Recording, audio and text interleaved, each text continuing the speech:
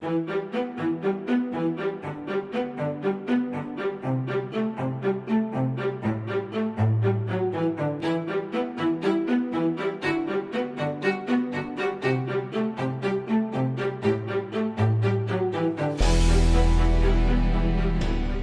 Monsieur le Président, merci de nous accueillir ici à Dakar dans le cadre du deuxième Forum international des mobilités durables.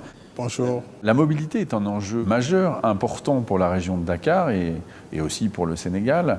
Elle se traduit aujourd'hui par la construction d'un TER entre Dakar et le futur aéroport AIBD. Qu'est-ce qui a motivé ce projet? D'abord, je voudrais vous dire que l'idée d'avoir un projet de train express régional qui va relier Dakar à son nouvel aéroport, va se situer à environ 49 km, 50 km, découlait du fait que Dakar est une péninsule qui a 0,3% du territoire national, mais qui regroupe 66% des activités économiques et plus de 25% de la population nationale.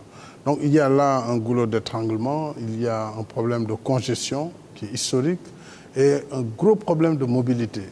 Alors nous avons pensé qu'il fallait décloisonner et ramener un peu les activités vers ce pôle nouveau qui est un pôle urbain en construction et le moyen le plus approprié pour le transport, tenant compte des impératifs d'environnement, restait le moyen ferroviaire, mais un moyen ferroviaire adapté à la fois au volume de passagers, à la rapidité et surtout à l'environnement. Il ne faut pas que ce soit un moyen polluant, donc il fallait dépasser le système de transport terrestre par bus.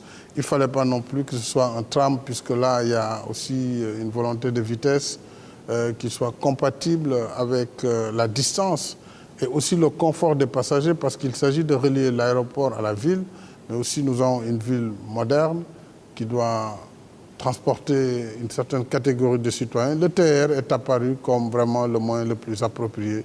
Et j'ai été très heureux que, en tout cas, après une procédure de sélection qui a duré plus d'une année, que ce soit un TER français qui va assurer ce projet. Monsieur le Président, est-ce que vous considérez que la France est une référence en matière de transport ferroviaire? Oui, absolument. Ça, c'est connu de par le monde. La France a une expérience mondiale en matière de transport ferroviaire. Le TGV français a été l'un des plus importants. Et il reste l'un des plus modernes dans le monde. Je pense que la France est présente non seulement en Afrique. Dès la période des années de la fin de la Première Guerre, elle a contribué à la construction du chemin de fer africain pour plus de 60%. Mais depuis lors, elle est présente sur le continent. Mais elle est également présente aux États-Unis et dans d'autres continents. Donc je pense que sur le savoir-faire ferroviaire, la France reste une référence absolue. Et donc c'est avec plaisir que véritablement nous accueillerons un train électrique pour la première fois en Afrique subsaharienne, en dehors de l'Afrique du Sud, avec un train électrique que différentes entreprises françaises pourront aider à mettre en place. Si on revient sur ce TER, il va donc rapprocher Dakar de Diamniadio, ce nouveau pôle urbain pour lequel vous avez de grandes ambitions? Absolument. Alors l'idée du pôle urbain, je vous l'ai dit, découle de cette congestion et du fait que par la non-mobilité, notre économie perd par an plus de 100 milliards de francs CFA, ça fait près de 200 millions d'euros qui sont dus aux embouteillages, aux difficultés de la mobilité. Et tant que nous étions restés dans ce mouchoir de poche de la presqu'île, évidemment, on a beau moderniser les moyens de transport, on ne s'en sortirait pas. Il fallait une élongation et l'autoroute qui relie le nouvel aéroport à Dakar donne un espace et nous avons pu aménager près de 2000 hectares de terre comme centre urbain moderne qui regroupe un certain nombre de services, de sociétés, mais également d'administration et d'institutions sportives. Alors, nous avons par la même occasion un pôle urbain, un aéroport international et la liaison entre les deux et Dakar donne cette perspective du train express régional. Et ce pôle urbain va décongestionner la ville de Dakar et tout en restant dans la continuité. Donc nous serons toujours dans la capitale, mais à une trentaine de kilomètres avec une connectivité à la fois autoroutière, mais aussi maintenant avec une liaison ferroviaire moderne et tout à fait confortable. Ce TER a donc une dimension populaire très forte. Oui, la dimension populaire, elle est forte puisqu'on escompte avoir au moins 115 000 passagers jour. C'est important pour le Sénégal, c'est la première fois qu'on va transporter autant de monde. Donc 115 000 pour la première phase. Et compte tenu des projections économiques de notre pays, compte tenu de l'environnement, des affaires et des perspectives en ressources pétrolières et gazières, je pense que tout cela, il faut le voir dans un avenir très proche comme étant le début simplement du développement du chemin de fer au Sénégal. Et donc, mais ces chiffres vont être multipliés par 2, voire par 4 dans un horizon de 10 à 20 ans. Donc c'est cette projection qu'il faut avoir à l'esprit. Et je pense que l'Afrique, et quand je parle de l'Afrique, je parle naturellement du Sénégal, l'Afrique a un renouveau ferroviaire à développer. Et je pense que oui, ce renouveau peut être développé dans le cadre du développement durable avec vos entreprises connues par leur expertise, avec la SNCF, avec la ATP et tous ceux qui interviennent dans la conception, la construction et aussi la gestion de telles infrastructures. On vient de le voir, dimension populaire très forte. Et sur le plan économique? Oui, c'est un enjeu plus qu'important puisque finalement le transport ferroviaire, si nous arrivons à mettre le train, il va coûter beaucoup moins cher que le transport actuel par un système de cars qui font certaines étapes et le client paye plusieurs sections et même utilise plusieurs moyens de transport en ayant un TER qui constituera l'épine dorsale du transport, mais qui sera connecté par des réseaux qui vont servir de nervure. Nous avons déjà un modèle de bus transport rapide qui sera connecté à la dorsale du TER. Et nous avons d'autres moyens par bus qui pourront donc intégrer l'ensemble dans un système multimodal de façon à avoir un système de transport moderne qui allie à la fois le confort, la sécurité, la rapidité et également le coût. Tout cela, je pense, est tout à fait aujourd'hui pris en compte et les populations adhèrent parfaitement, rien que dans l'idée de vraiment d'avoir des moyens de transport modernes et sécures. C'est dans cet esprit que vous avez décidé de créer une maison du TER à Dakar. Quel est son rôle? Oui, je crois que l'idée de la maison du TER, c'est que un projet, il prend du temps. Depuis la conception, la mise en œuvre et le démarrage, évidemment, d'ici là, il est important qu'à travers ce modèle de maison du TER, qu'on ait des maquettes, que les gens voient à taille réelle ce que sera demain l'outil pour lequel l'État s'est en tout cas engagé à améliorer leur confort de transport. Donc cette maison du TER permettra aux visiteurs qui pourront, chaque fois qu'ils le désirent, voilà, rentrer dans le TER, voir les services, comment ils vont être, et se donner une idée de la projection du Sénégal dans 2 ans. 2 ans, ce n'est pas loin, mais il faut que déjà les gens s'habituent au TER, que les mentalités commencent à évoluer, parce que nous serons dans un autre environnement, un ticketing électronique, des systèmes qui n'ont rien à voir avec ce que nous faisons aujourd'hui. Mais je pense que la maison du TER permettra d'habituer les Dakarois à ce qu'ils emprunteront dans 2 ans exactement.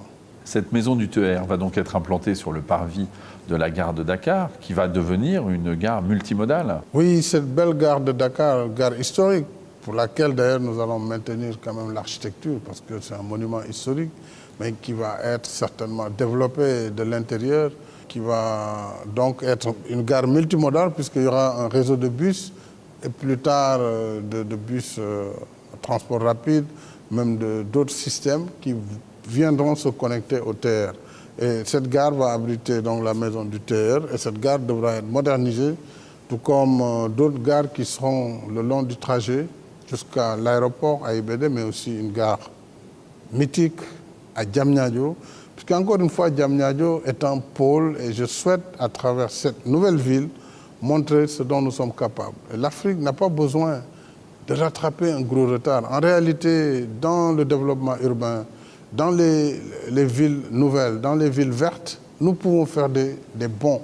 Et donc, Diamniadio sera une ville intelligente. Elle l'est déjà, puisque les grandes infrastructures qui y sont aujourd'hui fonctionnent à l'énergie solaire.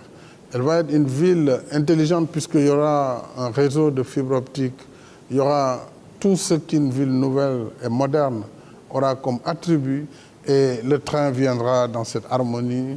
L'autoroute actuelle qui a démarré vient dans cette harmonie. Les universités, les centres de recherche, les centres de conférence sont déjà en construction et certaines sont déjà fonctionnelles. Donc c'est cette conception nouvelle que nous voulons donner comme orientation pour l'Afrique de demain, puisque l'Afrique aujourd'hui est en pleine croissance et l'émergence est recherchée partout. Mais il faut que cette émergence soit contrôlée, qu'elle soit harmonieuse, qu'elle ne se fasse pas dans l'anarchie et le désordre. Donc voilà pourquoi je tiens à ce que Diamniadio soit une ville organisée et maîtrisée dans son développement.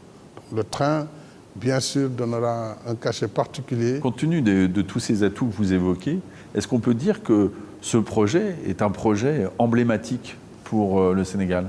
C'est plus qu'emblématique, puisque vous savez, en Afrique, le chemin de fer, on dit parfois de grand-papa, bon, il a fait son temps, il a aidé et la France et l'Afrique dans la période écoulée. Mais nous étions encore, pour l'essentiel de nos pays, dans le train métrique. Déjà, le TER ne sera pas sur un rail métrique. C'est déjà une projection pour l'avenir. C'est sur un rail standard, à écartement standard. C'est un train comme ceux qui roulent aujourd'hui en France ou ailleurs. Donc, nous sommes déjà dans la mondialisation. Et c'est en cela que c'est symbolique, c'est en cela que c'est important. Moi, j'ai voulu montrer à mes compatriotes et aux Africains que nous devons avoir de l'ambition et compétir au même pied que tous les autres pays du monde, avoir cette ambition, c'est travailler dur pour que justement ce qui se fait ailleurs de meilleur soit transposable et adaptable chez nous.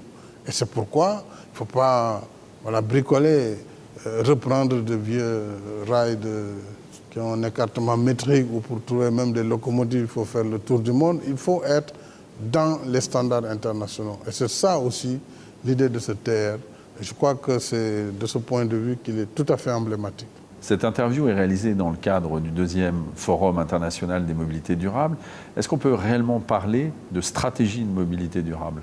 Oui, tout à fait. La mobilité durable doit intégrer donc des moyens de transport qui soient à la fois compatibles à nos soucis d'environnement, puisque quand même nous parlons beaucoup de changement climatique et nous devons polluer le moins possible.